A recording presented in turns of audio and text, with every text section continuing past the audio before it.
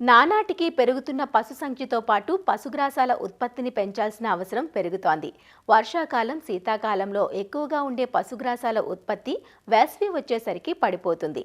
వేసవిలో ఎదురయ్యే పశుగ్రాసాల కొరతను తీర్చేందుకు సైలేజీ తయారు చేసుకోవడం ఒక మార్గం. పచ్చిమేతను ముక్కలుగా చేసుకుని ఒక పాతరలో నిల్వ చేసుకోవడాన్నే పాతరగడ్డి లేదా మాగుడుగడ్డి లేదా సైలేజ్ అంటారు. ఖరీఫ్, రబీ కాలాలలో ఇబ్బడి ముబ్బడిగా అందివచ్చే పచ్చిగడ్డిని నవంబర్-డిసెంబర్ మాసాల్లో శాస్త్రీయ పద్ధతిలో నాణ్యత చెడకుండా నిల్వ చేసుకుంటే కొరత సమయంలో అక్కరకొస్తుంది. చిన్న స్థాయి నుంచి పెద్ద సంఖ్యలో పశువులున్నవారు సైతం సైలేజీని తయారు చేసుకునే అవకాశం ఉంటుంది. సైలేజీని ఎలా తయారు చేసుకోవాలి, ఎన్ని రోజులకు తయారవుతుంది, తయారీలో తీసుకోవలసిన జాగ్రత్తలేంటి, ఎన్ని పశువులుంటే ఎంత సైలేజ్ అవసరమవుతుంది వంటి అన్ని వివరాలను తెలియజేస్తున్నారు రాజన్ నగర్లోని పివి నరసింహారావు పశు వైద్య విశ్వవిద్యాలయం లైవ్ స్టాక్ విభాగం associate professor doctor CH Ramakrishna. Silage లేదా మాగుడు గడ్డి లేదా పాతరగడ్డి, సో రకరకాల పేర్లతో మనం ఈ గడ్డిని పిలుస్తూ ఉంటాము. సో ఈ గడ్డి కొంతమంది రైతులు అడుగుతున్నారు, ఈ సైలేజ్ గడ్డి విత్తనాలు ఎక్కడ దొరుకుతుంది అని. సో ఇది గడ్డి అనేది రకం కాదు. మనకు అందుబాటులో ఉన్న పచ్చి గడ్డిని పాతర వేసుకొని ముందు భవిష్యత్తు అవసరాల గురించి నిల్వ చేసే పద్ధతినే సైలేజ్ పద్ధతి లేదా సైలేజ్ గడ్డి లేదా పాతర గడ్డి లేదా మాగుడు గడ్డి అంటారు.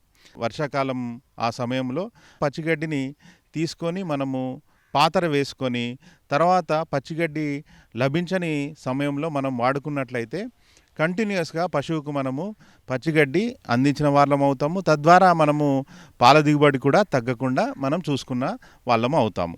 అయితే ఈ పప్పు జాతి సంబంధించిన గడ్డి జాతులు ఏవైతే ఉన్నాయో ల్యూసన్ను, బర్సీము, స్టైలో, తర్వాత హెడ్జ్ లూసన్ను, ఈ గడ్డి జాతులు అనేవి స్టైలో తయారు చేయడానికి అనుకూలమైన రకాలు కాదు. ఎందుకంటే సైలేజ్ తయారు చేయడానికి మనకు ఎక్కువగా కార్బోహైడ్రేట్స్ అంటే పిండి పదార్థం అధికంగా ఉన్న గడ్డి జాతులు అయితేనే మనకు చాలా చక్కగా ఉపయోగపడతాయి. సో ముఖ్యంగా చూసుకున్నట్లయితే ఎక్కువ సైలేజ్ అనేది ఏ పేరుతో పాపులర్ అయింది అంటే మన ఉత్తర దేశాలలో కార్న్ లేదా మొక్కజొన్న సైలేజ్ అనేది అత్యుత్తమమైన సైలేజ్ తయారు చేయడానికి అనుకూలమైన గడ్డి జాతి అన్నట్టు. అంటే ఎందుకు ఇది ఎక్కువ అనుకూలమైంది అంటే దీంట్లో ఎక్కువగా పిండి పదార్థాలు ఉంటాయి. మరియు దాంట్లో మనకు పాలకంకి దశలో ఈ మొక్కజొన్నను కోసి మనం సైలేజ్ తయారు చేస్తున్నాం కాబట్టి ఎక్కువ పోషకాలు పశువుకు అందించబడి ఎక్కువ పాల దిగుబడి కూడా వచ్చే అవకాశం ఉంది. కాబట్టి ఈ మొక్కజొన్న అనేది పశువులకు సైలేజ్ గడ్డి తయారు చేయడానికి అనుకూలమైన పంటగా చెప్పుకోవచ్చు. అదేవిధంగా చూసుకున్నట్లయితే మనకు ఒక 50-60% పూత దశలో ఉన్నప్పుడు జొన్నను కూడా కత్తిరించుకొని మనం సైలేజ్ తయారు చేసుకోవచ్చు. తర్వాత హైబ్రిడ్ నేపియర్ బాజ్రా, గినీ గడ్డి, పారాగడ్డి మొదలైన గడ్డి జాతులు కూడా సైలేజ్ తయారు చేయడానికి అనుకూలమైనవి. అయితే ఇవి విత్తిన తర్వాత ఒక 90 రోజుల తర్వాత మనము వీటిని కత్తిరించుకొని సైలేజ్ తయారు చేసుకోవడానికి అనుకూలంగా ఉంటుంది. సో ఏ దశలో కోయాలి అంటే పూత దశలో, మ్యాక్సిమం వచ్చేసి పూత దశలో కోసుకున్నట్లయితే ఎక్కువ పోషకాలు అనేవి ఆ మొక్కలో ఉండి ఆ మొక్క నుంచి సైలేజ్ ద్వారా పశువుకు అందించబడతాయి. కాబట్టి సైలేజ్ తయారు చేయడంలో కోత దశ అనేది కూడా చాలా ప్రాముఖ్యత వహిస్తుంది. కాబట్టి రైతు సోదరులందరూ గమనించుకోవాల్సింది ఏంటంటే పూత దశలో మనము కోసుకొని మనం సైలేజ్ చేసుకున్నట్లయితే అత్యధిక పోషకాలు మనకు పశువుకు అందించబడతాయని తెలుసుకోవచ్చు. సైలేజ్ తయారు చేయడంలో ఈ గుంతల యొక్క ప్రాముఖ్యత చాలా ఉంది. భూమిపైన ఒక గుంత తీసి దాంట్లో కూడా సైలేజ్ చేసుకోవచ్చు. రెండోది బంకర్ సైలేజ్, నా వెనకాల ఉన్నది బంకర్ సైలేజ్. ఇంకోటి ఈ మధ్యకాలంలో డ్రమ్స్ సైలేజ్ లేదా ప్లాస్టిక్ బ్యాగులలో కూడా సైలేజ్ తయారు చేసుకున్నారు. ఎవరైతే చిన్న సన్నకారు రైతులు 2-3 పశువులు ఉన్న వాళ్ళు కూడా డ్రమ్స్ లేదా ప్లాస్టిక్ బ్యాగ్స్లో కూడా సైలేజ్ తయారు చేస్తూ ఉన్నారు. అది కూడా శుభపరిణామము. తర్వాత ఈ మధ్యకాలంలో వ్యాపార సరళిలో రైతులు పెద్ద పెద్ద కమతాలలో మన మొక్కజొన్న పండించి ఆ మొక్కజొన్నను కత్తిరించి మన సైలేజ్ బెయిలర్స్ ద్వారా ఈ బెయిల్స్గా అంటే గాలి చొరబడని బెయిల్స్గా గడ్డి కట్టలు బెయిల్స్గా రూపంలో తయారు చేసి వాటిని 50-60 కేజీల బెయిల్స్ను ఇతర ప్రాంతాలకు కూడా తరలించి అక్కడున్న పశువుల అవసరాలు తీర్చే పద్ధతులు కూడా ఈ యొక్క హైదరాబాద్ చుట్టుపక్కల ప్రాంతంలో ఈ మధ్య కాలంలో ఎక్కువ ప్రాచుర్యంలోకి వస్తున్నాయి. అయితే సైలేజ్ తయారీలో ముఖ్యంగా 3 దశలు ఉన్నాయని చెప్పుకోవచ్చు. ఒకటి వచ్చేసి పంటను పూత దశలో మాత్రమే కోసుకోవాలి. కోసుకున్న తర్వాత ఒక రోజంతా నీడలో కానీ ఎండలో కానీ ఆరబెట్టుకోవాలి. ఎందుకంటే పంటను కోసిన వెంటనే దానిలో దాదాపు 90% వరకు నీటి శాతం ఉంటుంది కాబట్టి దాన్ని మనము దాదాపు 60-70% వరకు తగ్గించుకోవాలి. ఎందుకంటే నీటి శాతం ఎక్కువ అయినప్పుడు ఈ యొక్క ఫెర్మెంటేషన్ ప్రక్రియ లేదా కిణ్వన ప్రక్రియ లేదా పులియడం అనే ప్రక్రియ అనేది చాలా ఆలస్యం అవుతుంది, సరిగా పులియదు. సో దీన్ని నివారించడానికి మనము ఏవైతే కోసిన గడ్డి ఉందో దాన్ని మనము ఎండలో ఒక రోజంతా ఆరనివ్వాలి పచ్చిగా. సో ఆరనిచ్చిన తర్వాత దాన్ని రవాణా చేసుకొని మనం ఎక్కడైతే సైలేజ్ తయారు చేస్తామో ఆ సైలేజ్ గుంత వద్దకు తీసుకొని వచ్చి చాఫ్ కటర్ సహాయంతో చిన్న చిన్న ముక్కలుగా కత్తిరించవలను. సో చిన్న చిన్న ముక్కలు అంటే 1-2 సెంటీమీటర్ల ముక్కలను కత్తిరించి పొరలుగా వేసుకోవాలి. ఒక పొర అయిన తర్వాత దానిపైన సైలేజ్ అడిటివ్స్ అంటారు, అంటే సైలేజ్ యొక్క పోషకాలను పెంచడానికి తర్వాత సైలేజ్ తొందరగా కావడానికి మనము కొన్ని రకాల పదార్థాలను కలపవలసిన ఆవశ్యకత ఉంది. దాంట్లో మొదటిగా చూసుకున్నట్లయితే మొలాసిస్ అనేది సైలేజ్ యొక్క వాటి యొక్క న్యూట్రిషన్ వాల్యూ అంటే వాటి యొక్క సుపోషకం చేస్తుంది ఒకటి. రెండోది సైలేజ్ అంటే ఈ యొక్క ముక్కల మధ్యలో ఉన్న గాలిని కూడా బయటికి వెళ్ళే విధంగా చేసి రెండింటి మధ్యలో గ్యాప్ లేకుండా చేసుకుంటుంది. మొలాసిస్ను దాదాపు 3% వరకు మనం కలుపుకోవచ్చు, అంటే ప్రతి 100 కిలోలకు దాదాపు ఒక 3 కిలోల వరకు మొలాసిస్ను కలుపుకోవచ్చు ఒకటి. రెండోది మినరల్ మిక్చర్ లేదా ఖనిజ లవణాల మిశ్రమం అంటారు. దీంతో పాటు ఒక శాతం అంటే ప్రతి 100 కిలోలకు 1 కేజీ ఉప్పును కూడా మనము కలుపుకోవాల్సిన ఆవశ్యకత ఉంది. మరి ముఖ్యంగా చూసుకున్నట్లయితే వీటన్నిటితో పాటు లాక్టిక్ యాసిడ్ బ్యాసిల్లస్ అనే ఒక రకమైన ఆమ్లం ఉంటుంది.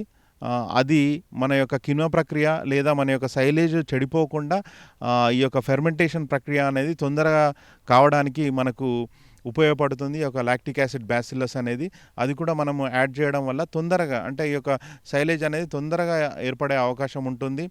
దాంతోపాటు చూసుకున్నట్లయితే మనకు అందుబాటులో ఉన్న వనరులు ఏవైతే ఉన్నాయో, అంటే దాదాపు మీకు దగ్గరలో ఏదైనా పరిశ్రమ అంటే టొమాటో గుజ్జు పరిశ్రమ కానీ, తర్వాత సిట్రస్ గుజ్జు అంటే ఈ యొక్క నిమ్మ జాతికి సంబంధించిన జ్యూస్ ఫ్యాక్టరీస్ ఉన్నా కానీ వాటిలో లభ్యమయ్యే ఈ యొక్క వ్యర్థాలు ఏవైతే ఉన్నాయో పల్పు కానీ తర్వాత గుజ్జు మొదలైన వాటిని అన్నింటినీ మనం కలుపుకోవచ్చు. సో ఈ విధంగా కలుపుకోవడం వల్ల సైలేజ్ యొక్క నాణ్యత అనేది పెరిగి పశువుకి ఎక్కువ పోషకాలు అందించిన వాళ్ళము అవుతాము. సైలేజ్ ప్రక్రియలో అతి ప్రధానమైనది గాలి చొరబడకుండా చూడడం అనేది. నిరంతరం ప్రతి పొరపైన ఈ యొక్క సైలేజ్ యొక్క అడిటివ్స్ వేసిన తర్వాత మనము ఈ యొక్క ట్రాక్టర్ల సహాయంతో మనం గుంతలో ఉన్న గడ్డిని చాలా గట్టిగా తొక్కాల్సిన పరిస్థితి ఉంది. అప్పుడే మనకు వాటి యొక్క సైలేజ్ యొక్క ముక్కల మధ్యలో ఉన్న గాలి అనేది బయటికి పంపించవేయబడుతుంది, లేదా గాలి లేని పరిస్థితిలో ఏర్పడే కిణ్వ ప్రక్రియ అనేది జరుగుతుంది. ఈ విధంగా జరగడం వల్ల మన యొక్క సైలేజ్ యొక్క నాణ్యత కూడా పెరుగుతుంది. ముఖ్యంగా సైలేజ్కి చూసుకున్నట్లయితే ఈ యొక్క గాలి అనేది ప్రధాన శత్రువు. మరి గాలి లేకుండా చూసినట్లయితే సైలేజ్కి ఎటువంటి నష్టం వాటిల్లకుండా పూర్తి గడ్డి మొత్తం సైలేజ్గా అయ్యే అవకాశం ఉంది. సో ఇది సరిగా జరగని పక్షంలో మనకు గాలి చొరబడి సైలేజ్ మొత్తం మాడిపోయి నల్ల రంగులోకి మారిపోవడం, తర్వాత బూజు పట్టడం జరుగుతుంది. సో వీటన్నిటిని అరికట్టాలంటే మన గాలి చొరబడకుండా మనం సైలేజ్ని గట్టిగా కాంపాక్ట్ చేసుకునే ఆవశ్యకత ఉంది. చివరి దశలో మనము సైలేజ్ గుంతను మూయాలి. సో సైలేజ్ గుంతను మూయాలి అంటే మనకు ప్రస్తుతం అందుబాటులో ఉన్న ఈ యొక్క ప్లాస్టిక్ పట్టాలు కానీ, HDPE పాలిథిన్ షీట్స్ కానీ, కవర్స్ కానీ వాటి సహాయంతో మనము సైలేజ్ గుంతను మూసుకోవచ్చు. ప్లాస్టిక్ షీట్ కప్పిన తర్వాత మనము దానిపైనుంచి మనం కాస్త మట్టిని వేసుకొని దానికి కొద్దిగా పేడ కలుపుకొని మనం అలుకులాగా కూడా చేసుకోవచ్చు. దీనివల్ల ఏంటంటే గాలి చొరబడకుండా అవుతుంది. తర్వాత చూసుకున్నట్లయితే పెద్ద పెద్ద టైర్లు తర్వాత బరువైన వస్తువులు ఆ సైలేజ్ గుంతపై పెట్టడం వల్ల గాలి చొరబడకుండా ఉంటుంది. సో ఈ విధంగా మనము సైలేజ్ని కంప్లీట్గా పూర్తి చేసుకోవచ్చు. మరి పూర్తి అయిన సైలేజ్ని ఎన్ని రోజులకు తీసుకోవాలి అనేది పెద్ద ప్రశ్న. లాక్టిక్ యాసిడ్ బ్యాసిల్లస్ అనే బ్యాక్టీరియా కలిపినట్లయితే మనకు దాదాపు ఒక 45 నుంచి 60 రోజుల వరకు సైలేజ్ని మనం ఓపెన్ చేసుకోవచ్చు. సో అంటే మనం దాదాపు ఒక 2 నెలల వరకు వెయిట్ చేసిన తర్వాత అప్పుడు సైలేజ్ గుంతనాన్ని తెరుచుకోవచ్చు. సో తెరిచిన తర్వాత కంటిన్యూస్గా మనం ఆ సైలేజ్ని వాడాల్సిన పరిస్థితి ఉంది. ఎందుకంటే ఒకసారి తెరిచి మళ్ళీ ఒక 1 నెల రోజులు మళ్ళీ మూస్తామంటే మొత్తం సైలేజ్ స్పాయిల్ లేదా బూజు పట్టే అవకాశం ఉంది. కాబట్టి ఆ విధంగా కాకుండా మనకి ఏవైతే ఒక్కసారి ఓపెన్ చేసిన వెంటనే మనము సైలేజ్ని కూడా వాడుకోవాలి. మంచి సైలేజ్ యొక్క గుణగణాలు చూసుకున్నట్లయితే మనం సైలేజు గుంతను ఓపెన్ చేసిన వెంటనే సైలేజ్ అనేది ఒక మంచి మాగుడు వాసన, అంటే పైనాపిల్ లాంటి వాసన కలిగి ఉండాలి ఒకటి. రెండోది మనకు కలరు రంగు చూసుకున్నట్లయితే గోల్డెన్ ఎల్లో కలర్ లేదా నిమ్మ పండు రంగులోకి ఉండాలి, లేదా ఆకుపచ్చ రంగులో సైలేజ్ ఉన్నట్లయితే అది మంచి సైలేజ్గా గుర్తించవచ్చు. ఉదయజని సూచిక చూసుకున్నట్లయితే 3.5 నుంచి 4.2 మధ్యలో ఉండాలి. తర్వాత ఎటువంటి నలుపు రంగు కానీ ఎర్ర రంగు కానీ ఉండకూడదు సైలేజ్లో. అట్లా ఉన్నట్లయితే అది ఒక బూజు అని, అటువంటి సైలేజ్ మనం తీసి బయటపడేయాల్సిన ఆవశ్యకత ఉంది. ఎందుకంటే అది మేపడం వల్ల పశువులకు రకరకాల వ్యాధులు వచ్చి జబ్బు పారిన పడే అవకాశం ఉంది. కాబట్టి సైలేజ్ మేపడంలో ఈ విధంగా జాగ్రత్తలు తీసుకోవాలి. 300 కేజీలు ఉన్న ఒక పశువుకు దాదాపు 30 కేజీల వరకు మనం సైలేజ్ ఇవ్వచ్చు. మొదటగా చూసుకున్నట్లయితే ఈ సైలేజ్ అనేది ప్రారంభంలో పశువులకు అలవాటు లేక చాలా ఇష్టంగా తినవు. తర్వాత క్రమక్రమంగా కొద్ది మొత్తంలో వాటికి అలవాటు చేస్తూ కొద్దిగా బెల్లపు నీరు చల్లుతూ ఉప్పు నీరు చల్లుతూ అలవాటు చేసిన క్రమంలో మనము ఒక 30 కేజీల సైలేజ్ ఇవ్వవచ్చు. గొర్రెలు మేకలకు అయితే దాదాపు 1.5 నుంచి 2 కిలోల వరకు ప్రతిరోజు మనము ఈ సైలేజ్ను మనము వాటి యొక్క దానాలో కానీ తర్వాత పచ్చిగడ్డతో కలిపి ఇవ్వచ్చు. ఈ సైలేజ్ అనేది చాలా మంచి బలవర్ధకమైన ఆహారం. ఎందుకంటే దీంట్లో మనం సైలేజ్ తయారులో వాడినటువంటి మినరల్ మిక్చర్ కానీ తర్వాత బెల్లం మడ్డి కానీ తర్వాత ఉప్పు కానీ ఇవన్నీ సైలేజ్ని సుపోషకం చేసి పశువుకు సరైన మోతాదులో అందించినట్లయితే వాటి యొక్క పాల దిగుబడి తర్వాత బరువు కూడా వచ్చే అవకాశం ఉంది. తర్వాత కొన్ని చేయకూడని పనులు ఏంటంటే సైలేజ్ తయారు చేయడంలో ఈ యొక్క కాంపాక్షన్ లేదా ఒత్తిడి అనేది చాలా జాగ్రత్తగా చూసుకోవాలి. ఎంత బాగా మనం ఒత్తిడి చేసినట్లయితే, అంటే ట్రాక్టర్లతోని తర్వాత మనుషులతోని తర్వాత దిమ్మీసులతోని తొక్కించినట్లయితే అంత బాగా సైలేజ్ అనేది తయారవుతుంది. కొన్ని చోట్ల మనకు ఈ యొక్క లాక్టోబాసిల్లస్ అనేది కమర్షియల్గా దొరకనట్లయితే అప్పుడు మనం పుల్లటి మజ్జిగ లేదా పెరుగు ద్రావణం కూడా మనం వాడుకోవచ్చు. ఎందుకంటే దీంట్లో కూడా లాక్టిక్ యాసిడ్ బ్యాసిల్లస్ అనే ఒక ఆమ్లము బ్యాక్టీరియా ఉంటుంది. కాబట్టి దానివల్ల కూడా సైలేజ్ అనేది అద్భుతంగా తయారయ్యి మనకు పశువుకు రుచికరమైన ఆహారం అందించిన వాళ్ళం అవుతాం. దాదాపు 1x1x1 అంటే 1 మీటర్ వెడల్పు 1 మీటర్ పొడవు 1 మీటర్ లోతుగా ఉన్న సైలేజ్ గుంతలో మనకు 400 నుంచి 500 కేజీల సైలేజ్ మనం తయారు చేసుకోగలుగుతాము. సో ఈ లెక్కన పశువులు అంటే అందుబాటులో ఉన్న పశువులను బట్టి వారికి ఎంత సైలేజ్ కావాలో అనేది ముందుగానే రైతులు నిర్ధారించుకొని దాని ప్రకంగా గుంతలు తవ్వడము లేదా డ్రమ్స్లో కానీ ప్లాస్టిక్ బ్యాగ్స్లో కానీ సైలేజ్ తయారు చేసుకోవడానికి వాళ్ళు ముందు నుంచే ప్రణాళిక వేసుకున్నట్లయితే ఈ యొక్క సైలేజ్ అనేది సక్సెస్ఫుల్గా తయారు చేసుకొని ప్రతిరోజు పశువుకు పచ్చిగడ్డి అందించడం వల్ల అవుతారు.